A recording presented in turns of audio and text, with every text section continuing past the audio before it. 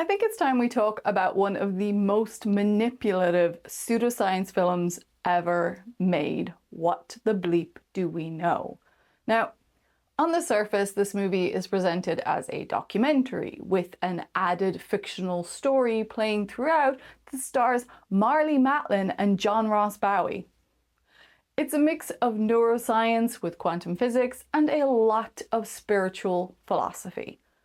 But this is not a science documentary, it's a feature-length sales pitch for a new age belief system, and it is completely full of nonsense. Quantum physics. Power of thought. Modern materialism. What God was. What is reality? Reality. Living in a big holodeck. Inside of your head. Different levels of truth. This is a members only video, so if you're watching it, thanks for being one of my members. If you're not a member, then that means I decided to release it at a later date, in which case you should subscribe to my YouTube channel. Thank you. So let's get into this movie. Now, the central claim of What the Bleep is that consciousness can literally affect reality, that your thoughts can change physical matter, and that quantum mechanics proves it. Now you, as the observer, create the universe you observe, and since you create it, that means you can also change it. Look, it's meant to give you power over your own circumstances, and this can be compelling for some people. Being told that you can control things, change your world, but it's not physics. It's not even close to being physics. And what's more important about this specific movie is that this isn't some balanced debate. The entire film was produced by students of Ramtha's School of Enlightenment, which is a new age spiritual organization based around a woman who claims to channel a 35,000-year-old warrior spirit. Yes, you heard me correctly. That is literally what she thinks. You're not watching scientists with differing views. You're watching a coordinated group of believers presenting their ideology under the guise of what they're claiming to be science. And to make sure that you don't question it as you're watching it, they don't show the credentials on the screen as the movie plays. They save them for the end, for a montage. So that this means that as you're watching the movie, the names of each person aren't actually attached to the claims that are being made. And this is a tactic. It makes it sound legitimate, but it also hides where the ideas are actually coming from. You see, there was actually only one actual working physicist in this entire documentary, and they blatantly misrepresented what he said. My name is David Albert. I got a PhD in theoretical physics. So the first name that they give you at the end of the movie, they give you this one at this point because it's meant to lead you with the most credible person, which is Dr. David Albert, who is a professor of philosophy and foundations of physics at Columbia University. Now, when Dr. Albert saw the movie after it came out, he was furious about how they used his interview. There's a quote from him where he says, "I was edited in such a way as to completely suppress my actual views about the matters the movie discusses. Had I known I would be so radically misrepresented, I would certainly not have agreed to be filmed." So to be clear, Dr. Albert does not believe in a connection between quantum mechanics and consciousness. He explained that clearly in his full interview, they just cut all the parts out that they didn't like or that didn't confirm their bias. You see, if your theory is solid, you don't need to fake support, right? You don't need to lie by omission or to manipulate a respected academic's words into appearing to endorse something that he completely disagrees with. So, who are these people in this movie, documentary? I can't call it a documentary. It's not one. It's a movie. Okay, so aside from Dr. Albert, every speaker in the film has some direct connection to Ramtha's school or to fringe pseudo-scientific communities. So here are just a few of the people that are featured. We start with J.Z. Knight. This is the founder of the school, and this is the woman who claims to channel a 35,000-year-old warrior spirit named Ramtha. I don't think I need to say it, but she is not a scientist and clearly has never studied quantum physics in any way. The next person is probably the most famous name to anyone out there who has heard about quantum healing, and that is Joe Dispenza. Let's be clear, Dr. Joe Dispenza is a chiropractor. He has absolutely no training in physics or in neuroscience or any field relevant to the claims that he is making. The next person we can talk about is William Tiller. Now, William Tiller is a former material scientist, so he has some background knowledge of physics, but his work on consciousness and intention is 100% fringe, and none of his claims have ever been validated in any physics journals. Now, the next one is Amit Goswami, and he's the one that they tend to use the most to support the idea that there is a quantum physicist who supports their claims. Now, let's be clear. Amit Goswami is a retired physics professor who hasn't published in a physics journal or in any reviewed work by any physicist in over 30 years. His output over the past 30 years is entirely self-published or features in non-scientific journals or venues like, newsletters or websites or things like that. He did some quantum physics very early in his career before he left the academic world and left research and started working in this fringe pseudoscience region. None of his claims are supported by any working physicists. Then we have John Hagelin, who used to be a physicist of some sort, but turned into a political candidate and a figurehead for transcendental meditation. He also has not been active in the physics community for decades, and his former colleagues have repeatedly disavowed his current claims. And then we have a name you might be familiar with, which is Stuart Hameroff, who is an anesthetologist with a long-standing interest in consciousness, who has collaborated with Sir Roger Penrose. Now, their collaboration is on a speculative model of quantum consciousness, but we need to be really clear here. That model is about emergent consciousness. It is not about consciousness controlling quantum systems. And Penrose himself does not support the idea or the kind of mysticism shown in this film. Now, there's a long list of others, of course, but the pattern is the same. They either have outdated credentials, they are misrepresenting research, and they have heavy affiliations to this specific school or this spiritual community or ideology. So let's talk about the science presented in this movie, or, the lack of it, because the film throws around a lot of buzzwords, particularly using just quantum, or talking about consciousness, probability, electrons, peptides, but the science is of course misrepresented at pretty much every step throughout. Starting with quantum mechanics and consciousness, of course. So, does quantum mechanics prove that the mind creates our reality? Short answer is no, of course not. This is the film's biggest claim and, of course, its biggest misrepresentation. The idea comes from a real phenomenon known as the observer effect.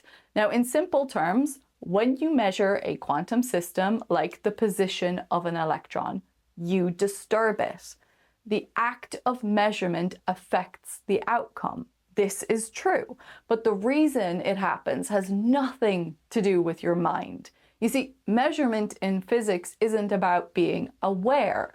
It's about physical interaction. You measure an electron's position by bouncing a photon off it. That changes its momentum because you've hit it with something, with some energy. It's not like a spooky mind field collapsing reality. It's just an energy exchange governed by equations. Now, the film leans heavily on this misunderstanding, and it equates observer with conscious observer. And then it leaps to, your thoughts collapse the wave function. But that's not what the physics says at all. So in terms of what scientists actually think about how to interpret quantum mechanics, there are different schools of thought, right? We've got the Copenhagen interpretation, we've got many worlds, pilot wave theory, relational quantum mechanics. Now, some of these ideas are deterministic, some of them are probabilistic, but none of these interpretations require consciousness to collapse a wave function. Now, I hear you. I hear what some people are going to say. There are some fringe interpretations. You've got things like Wigner's friend or orchestrated objective reduction. These flirt with the idea of a role for consciousness, but even these ideas don't claim that consciousness creates matter, and none of them are experimentally verified. They're philosophical discussions around physics, not physics itself. The film takes all of this like nuance and just squashes it into like a single seductive but completely incorrect statement that you create your own reality. The truth is simply, that's not quantum mechanics. Now, this is less exciting, I get it. It maybe takes away people's hope for some control over their lives, which is likely why people argue with experts about this. But no serious physicist believes that your thoughts collapse wave functions. It's not your awareness doing it, it's just the physical setup of the measurement. But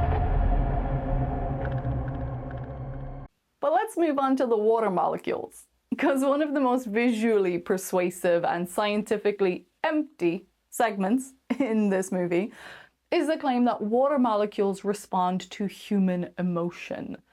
They reference this guy called Masaru Emoto, who claimed that if you direct positive or negative thoughts at water, the crystals it forms when frozen will look beautiful or ugly, depending on the emotion.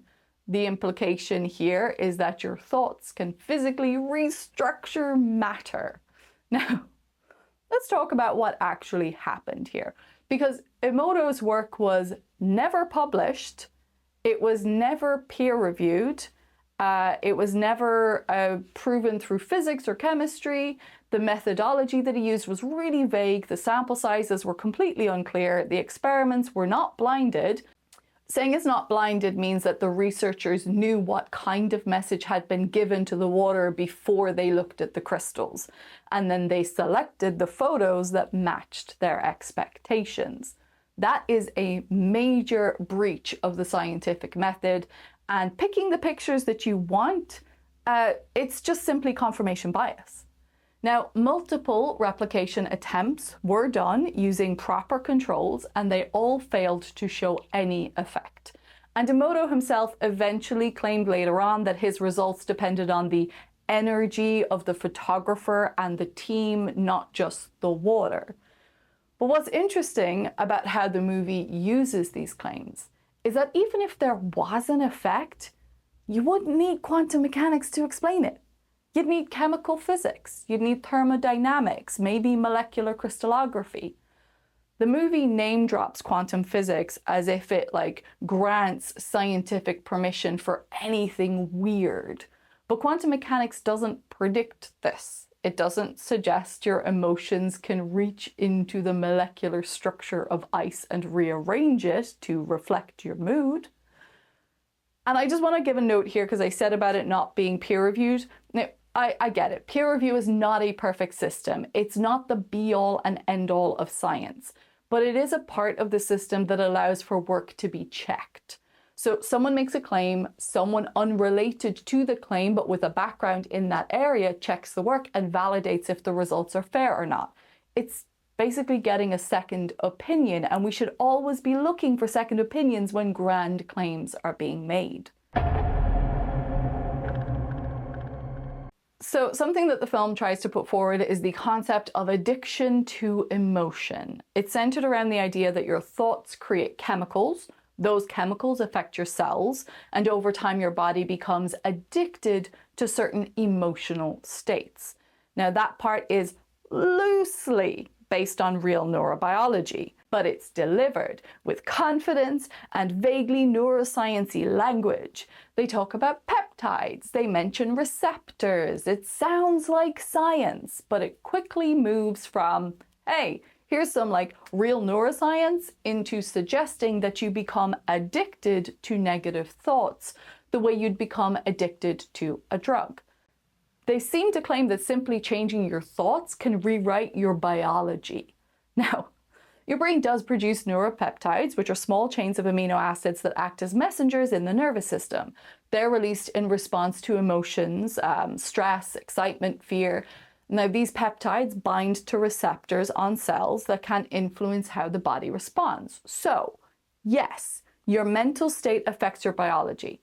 It's not a controversial statement. We know this. Stress hormones like cortisol can suppress your immune system. Chronic anxiety can elevate blood pressure. Meditation can slow your heart rate. Your brain and your body are not separate systems. No one's ever claiming this. But what this movie does is it takes that idea and then it just kind of like leaps off a cliff edge or something.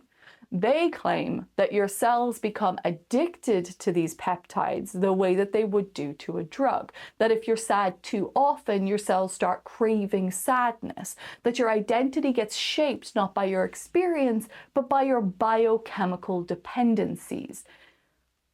There is no scientific evidence for this. We need to be really clear here. There is absolutely no accepted mechanism in neuroscience by which cells develop an addiction to emotion-driven peptides.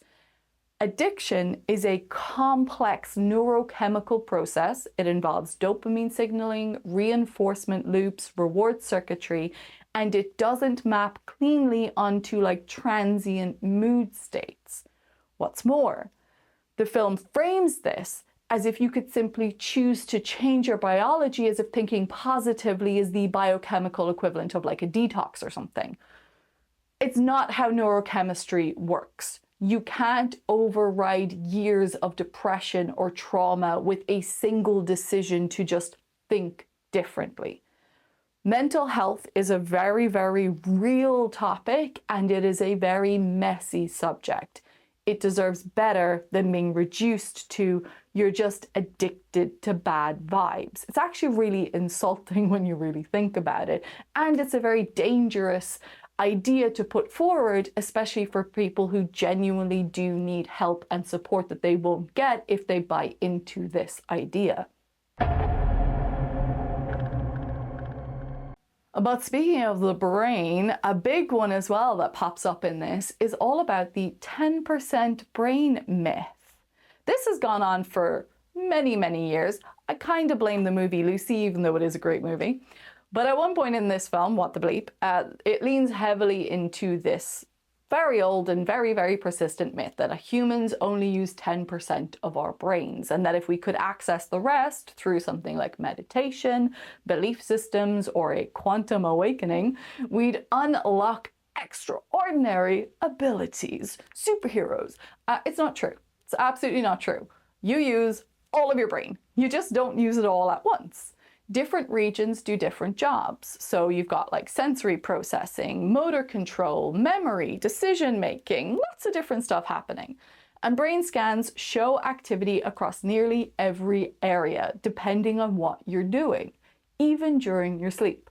So the 10% idea is just this myth that's been around for over a century, and sometimes, and I don't know where the hell this comes from, but sometimes it's attributed to Einstein for some reason. He was a physicist, he doesn't know about neurobiology. Sometimes it's about early neuroscience misunderstandings. But modern imaging techniques, things that we have like fMRI and PET scans, they have completely debunked this myth. So why does it stick around? I think because it's hopeful. Like, it kind of suggests that we're sitting on this hidden reserve of genius, that there's this untapped potential that we all have that just needs to be unlocked. And it also plays perfectly into the film's spiritual sales pitch, that you can mind, or that your mind can shape reality, that your brain has more power than you've ever been told, that you're special. You just haven't accessed your full quantum self yet. But again, None of this is backed by neuroscience. There's no hidden supercomputer waiting to be switched on. There's no dominant psychic circuitry. There is no quantum enlightenment mode in your brain. Your brain is powerful, but it's not powerful because of mystery. It's powerful because of biology, structure, and the incredibly complex web of neural activity that makes thinking possible in the first place. And if you want to change how your brain works, there are evidence-based ways to do that through learning, through therapy, through neuroplasticity, but none of them involve unlocking a secret 90%.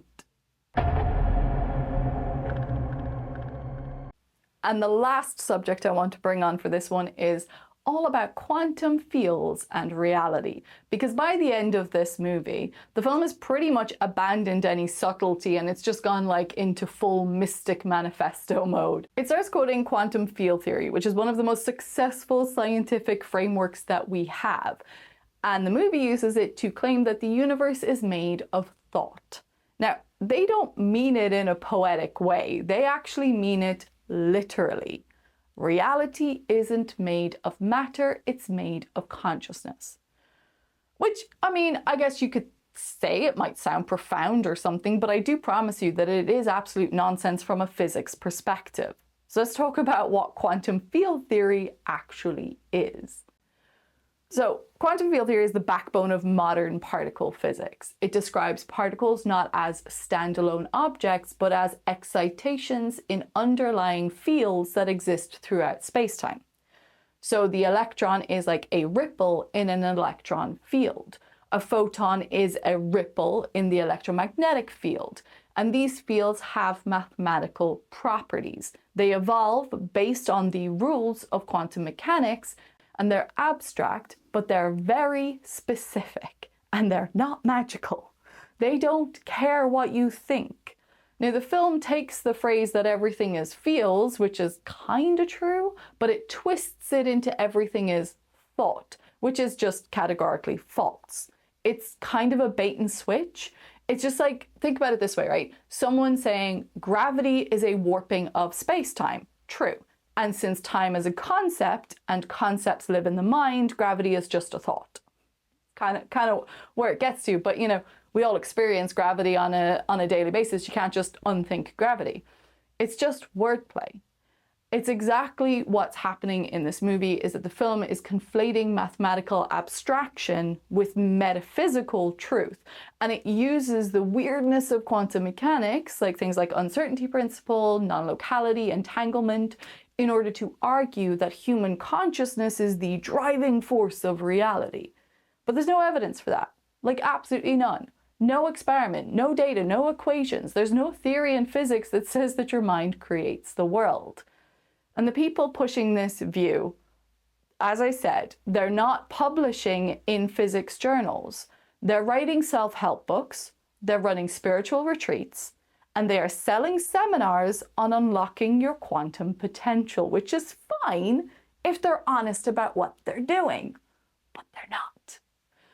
What the Bleep isn't an honest representation of quantum physics or any of these ideas. And the reason why I wanted to talk about this is because science isn't just a set of facts, it's a process. You make claims, you test them, you publish your results so other people can try to replicate them and check them and question and query. But what the Bleep skips all of that part of the process because they don't want to do the work to prove their claims. They just want to use scientific language to promote a worldview. Science often gets misrepresented as something that is very rigid and very stuck in its ways. But science is all about asking questions. It's its entire purpose. But this movie, What the Bleep Do We Know, it's not asking any questions. It's selling answers. Unproven, untestable answers.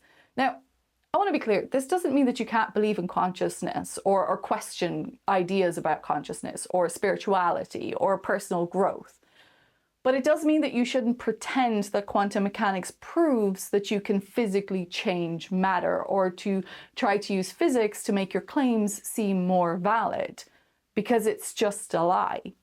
And when someone has to misrepresent science or misquote experts and hide affiliations in order to sell you an idea, that should be a pretty major red flag to everyone. What the Bleep Do We Know isn't just a weird little film from the early 2000s. It's part of a larger pattern where pseudoscience dresses itself in the language of physics to sell something spiritual.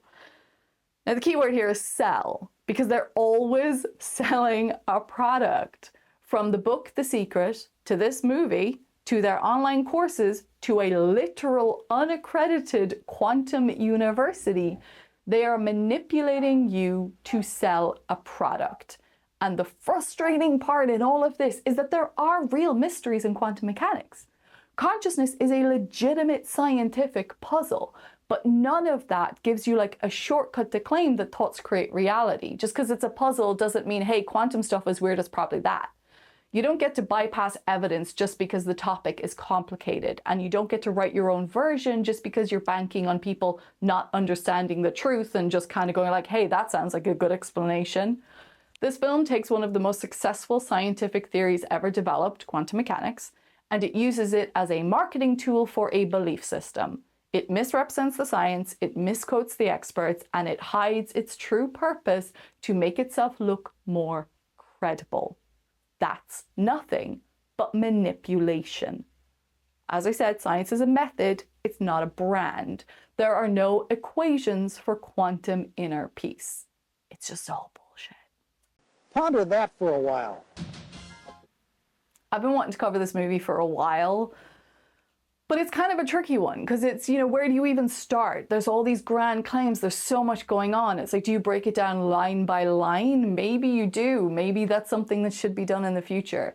But I hope that at least on this video, we could kind of maybe get to the bottom of some of the claims that are made. And if you have any questions or want to talk about any of the topics in this, then just let me know and I will work to break it down into a more digestible chunks or into ways that are clearer to help people kind of really see how pseudoscience can misrepresent what the truth actually is. It's quite tricky sometimes with things like this when they use scientific language or when they use ideas that are very either complicated to explain or where we don't really have a good handle or a good understanding on it.